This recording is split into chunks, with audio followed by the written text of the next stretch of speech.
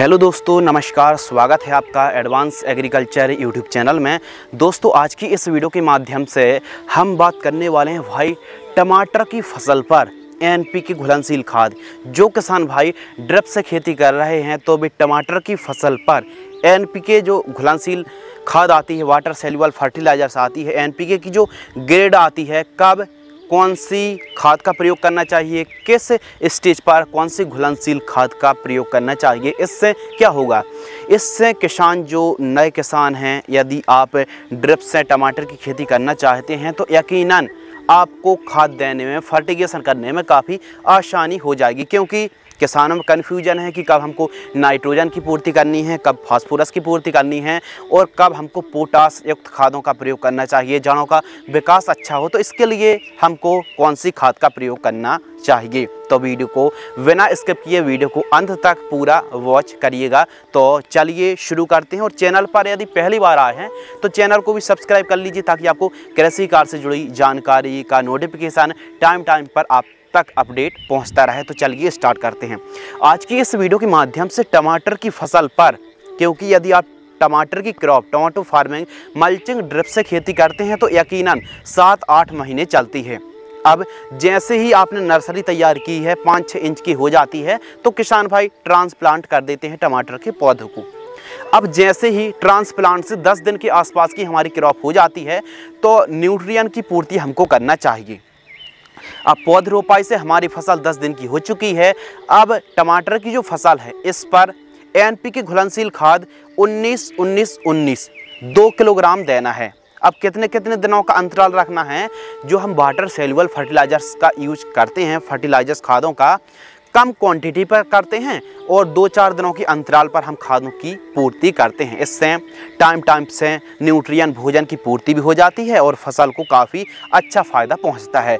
तो एनपीके घुलनशील खाद में 19-19-19 का नाइट्रोजन, फास्फोरस, पोटास का रेशियो है। इसको हमको 2 किलोग्राम प्रति एकड़ ड्रिप से वेंचुरी के माध्यम से छोड़ सकते हैं। इसके अलावा 10 दिन से लेकर 50 दिनों तक नाइट्रोजन बेस्ड खादों का प्रयोग करना चाहिए, जिसमें हाई नाइट्रोजन हो, जैसे एनपीके 19-19-19 है। यूरिया खाद को भी कई किसान भाई ड्रिप से छोड़ते हैं।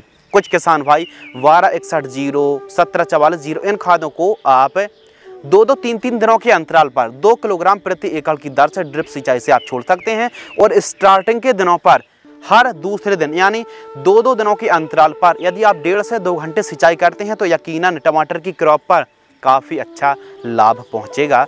काफ़ी अच्छे से आप वाटर मैनेजमेंट को सुधार के रख पाएंगे। टमाटर की फसल पर 60 दिनों से लेकर 80 दिनों के आसपास की जब हमारी क्रॉप होती है तो ऐसी सिचुएशन पर फास्फोरस बेस्ड खादों का प्रयोग करना चाहिए।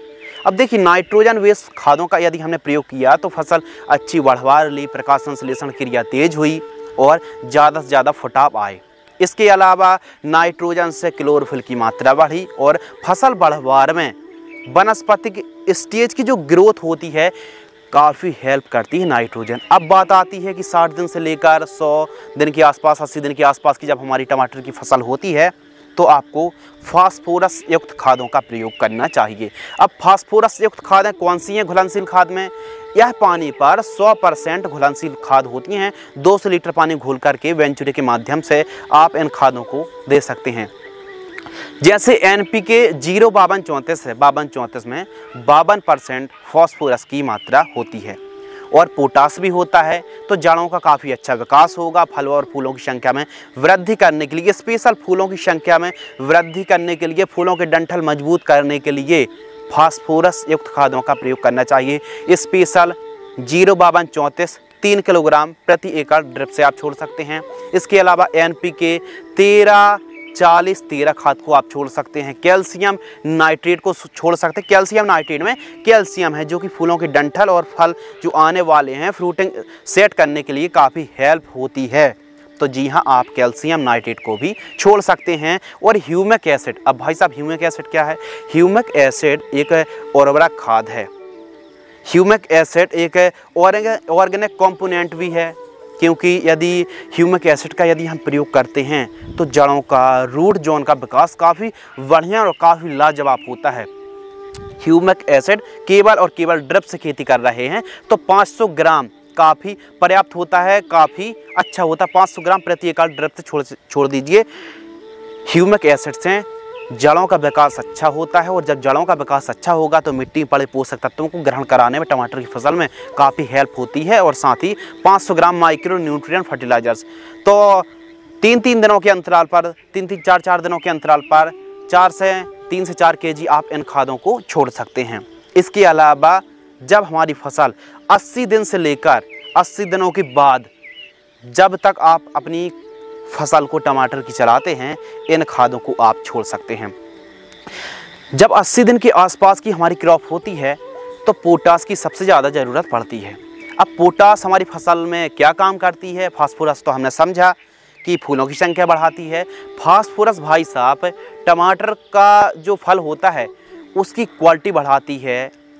ठीक तरीके से जो फल का भराव हो, फल का वजन बढ़े, क्वालिटी, साइज, शेप, जड़ों का विकास और साथ ही पूरे पौधे की जो बढ़वार है, जो बनावट है, जो स्ट्रॉन्गनेस देखने के लिए मिलती है, जो क्वालिटी, चमक, ब्राइटनेस बढ़ाने के लिए और स्पेशल उत्पादन, प्रोडक्टिविटी बढ़ाने के लिए पोटास युक्त खादों का आपको प्रयोग करना चाहिए।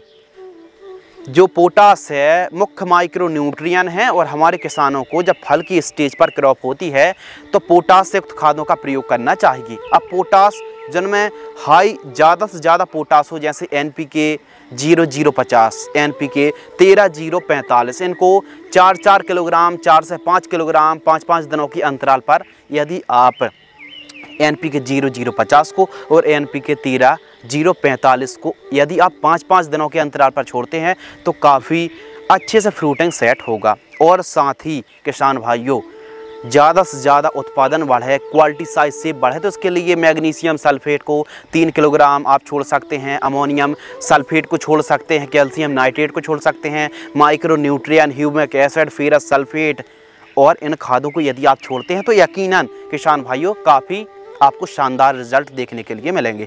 तो इस प्रकार हमारे किसान भाई घुलनशील खाद को टमाटर की फसल पर आवश्यकता अनुसार शुरुआती दिनों पर नाइट्रोजन की पूर्ति करिए, जब फ्लावरिंग स्टेज पर क्रॉप होती है तो फास्फोरस की पूर्ति करिए और जब फल की अवस्था पर हमारी टमाटर की फसल होती है तो यकीनन आपको पोटास युक्त खादों का प्रयोग करना चाहिए, सल्फर का प्रयोग करना चाहिए। और यदि फुटाव टमाटर की फसल पर ठीक तरीके से देखने के लिए नहीं मिल रहे हैं तो जिंक सल्फेट ड्रिप से आप 1 किलोग्राम प्रति एकड़ की दर से प्रयोग कर सकते हैं।